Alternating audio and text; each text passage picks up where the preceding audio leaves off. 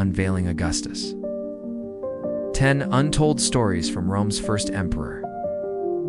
Chapter 1. The Prophecy of Augustus's Birth. According to ancient sources, Augustus's birth was shrouded in prophecy and divine signs. His mother Atia was said to have experienced a supernatural event while attending a midnight ceremony at the Temple of Apollo. The news of his birth caused such a stir that the session was adjourned. This was an unprecedented event, as the Senate rarely interrupted its proceedings for personal matters. However, after his adoption by Julius Caesar, he took on the name Gaius, Julius Caesar, Octavius, but few people know that he had a secret name that he used among his closest friends and family, Tyrannus. The young Octavius, as he was then known, was seen as a child of destiny from the very beginning. Augustus was said to be particularly fond of this name and used it as a personal signature on private letters and documents. This experience strengthened his belief in his destiny to rule Rome and shaped his approach to governance. He saw himself as a chosen instrument of the gods, tasked with restoring order and stability to the Roman world. It was a way for him to maintain a sense of personal identity amidst the political maneuvering and public persona that defined his life. While traveling to take up his position as a military tribune, he fell seriously ill. This marriage took place when he was very young and was kept hidden from the public eye. Cecilia was the daughter of a prominent senator, and the marriage was likely arranged for political reasons. His condition was so grave that he was not expected to survive. The reasons for the divorce are not clear, but it is believed that Augustus's political ambitions and the need for more advantageous alliances played a role. This secret marriage is rarely mentioned in historical accounts, as Augustus later sought to suppress any mention of it to maintain his carefully crafted public image. These games were held to celebrate the beginning of a new era and were marked by elaborate ceremonies, performances, and athletic competitions. Augustus used these games to promote his political agenda and reinforce his image as a benevolent and generous ruler. Many of his letters were of a political or administrative nature, but he also exchanged personal letters with his friends and family. Despite her eventual exile for adultery, Augustus maintained a close relationship with her and wrote her numerous letters offering advice and support. These letters show a more human and compassionate side of Augustus, contrasting with his public image as a stern and authoritarian ruler. These letters offer a glimpse into his private thoughts and feelings, revealing a side of him that is often overlooked in historical accounts.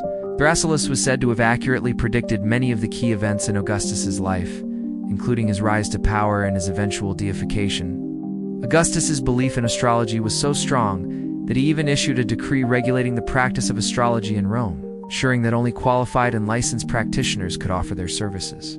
This fear was so intense that he would take extreme precautions to avoid being struck. He expressed satisfaction with what he had achieved, but also acknowledged the challenges and difficulties that he had faced along the way. His final words were a testament to his enduring commitment to Rome and its people, even in the face of death. He would carry a piece of sealskin with him at all times, as it was believed to offer protection against lightning strikes. According to the historian Suetonius, his final words were a mix of practical advice and personal reflection. His legacy was immense, shaping the course of the Roman Empire for centuries to come. His promotion of traditional Roman values and his encouragement of marriage and family life helped to stabilize and strengthen the empire. His patronage of the arts and literature contributed to a cultural renaissance that would define the Augustan age.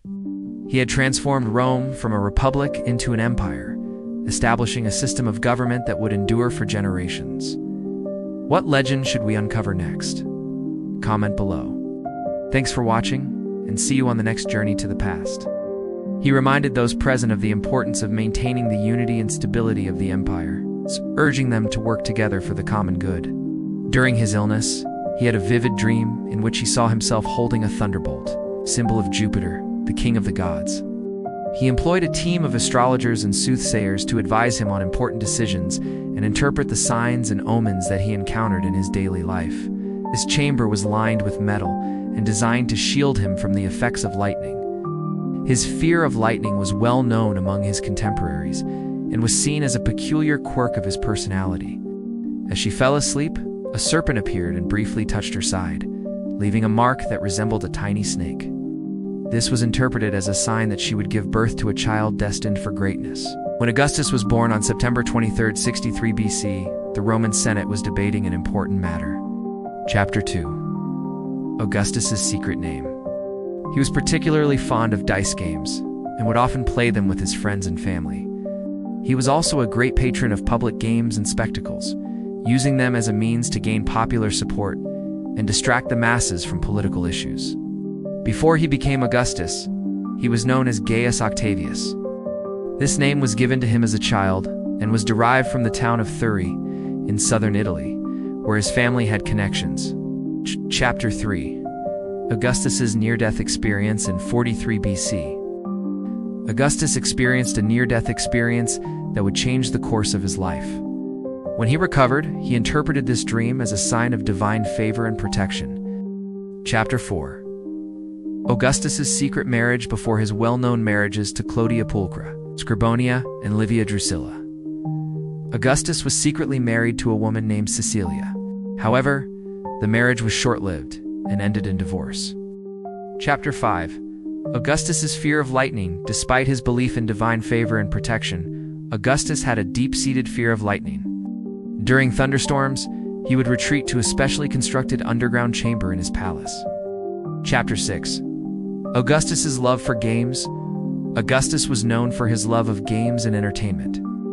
One of his most famous contributions to Roman entertainment was the establishment of the ludi seculars, or secular games.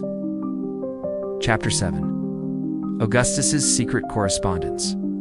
Augustus was a prolific letter writer and maintained a vast network of correspondence throughout the Roman Empire. One of his most famous correspondences was with his daughter, Julia.